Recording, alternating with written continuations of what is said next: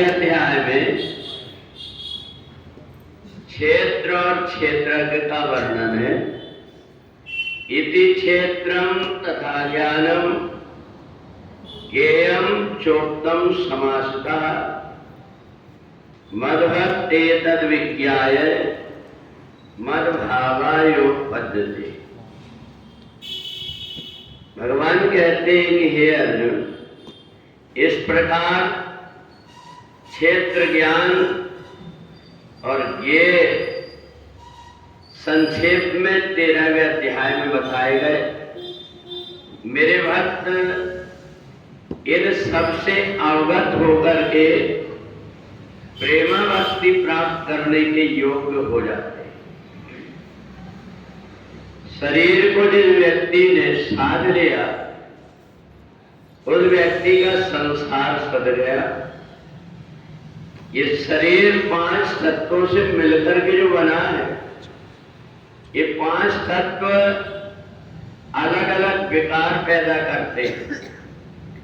आंख को अच्छी चीज देखने की इच्छा होती है, जीव को अच्छी चीजें खाने की इच्छा होती है, नाक को अच्छी चीजों की गंध लेने की इच्छा होती है और कान को भी अच्छी चीजें सुनने का उसको इच्छा होती है।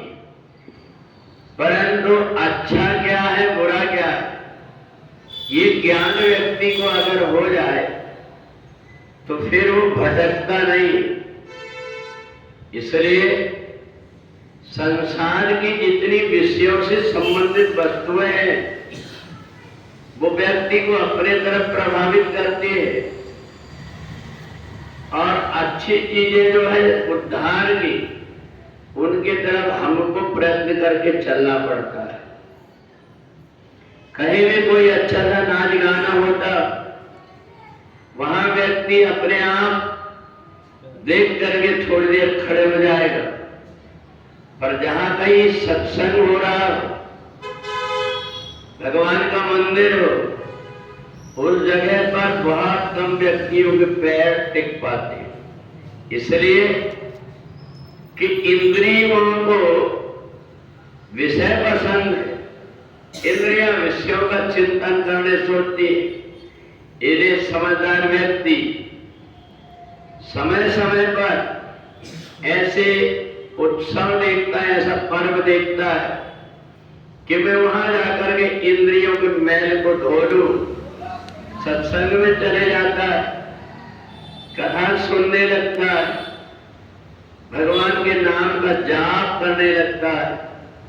ये चीजें जब वो करने लगता है तो ये जो पुण्य है, ये पुण्य इकट्ठा होकर के उसको अच्छे रास्ते पर ले जा लेता है। और इसलिए सत्कर्म का फल होता है पुण्य, और ये पुण्य का फल होता है कि व्यक्ति अच्छी जगह पर अपने आप पहुंच जाता है, या कोई ऐसे महापुरुष के सानिध्य में पहुंच जाता है जहां उसे हर जगह हर समय अच्छी अच्छी जीवन से उद्धार के संबंधित बातें सुनने को मिलती है, करने को मिलती है। या फिर परमात्मा ही उसके ऊपर ऐसी कृपा कर देते हैं, क्योंकि जब भगवान के तरफ व्यक्ति चलने लगता है तो समझ लेना चाहिए कि परमात्मा ने ही कृपा हुआ है। परमात्मा की कृपा के बिना कोई व्यक्ति अच्छे रास्ता नहीं चल पाता। पानी का स्वभाव नीचे की तरफ बहने का है, तो नीचे की तरफ अपने आप पानी डाले बह जाता है। परंतु यदि पानी को ऊपर चढ़ाना हो तो मेहनत लगती है, बांध बनाना पड़ता है, तब जाकर के पानी टिकता है। तो जब अतिशय भगवान की कृपा होती है तब जाकर के व्यक्ति इस रास्ते में चलता है।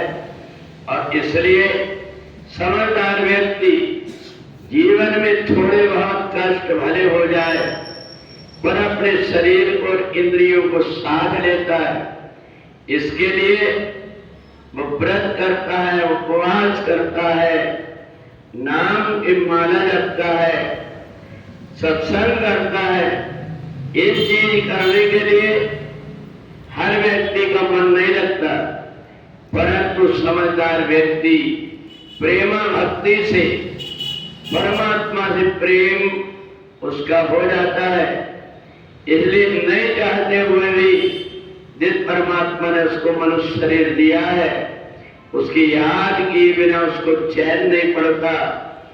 उसको अगर किसी कारणवश ये नहीं मिल रहा मौका तो उसको बड़ा पश्चाताप लगता है, उसको दिल में लगते रहता है कि आज मैंने ये नहीं किया, आज मैं वहां नहीं पहुंच पाया। तो इसलिए ये तब होता है जबकि अंतःकरण पवित्र हो जाता है, और जिसका अंतःकरण पवित्र हुआ वो परमात्मा से हमेशा के लिए जुड़ जाता है। बोले वृंदावन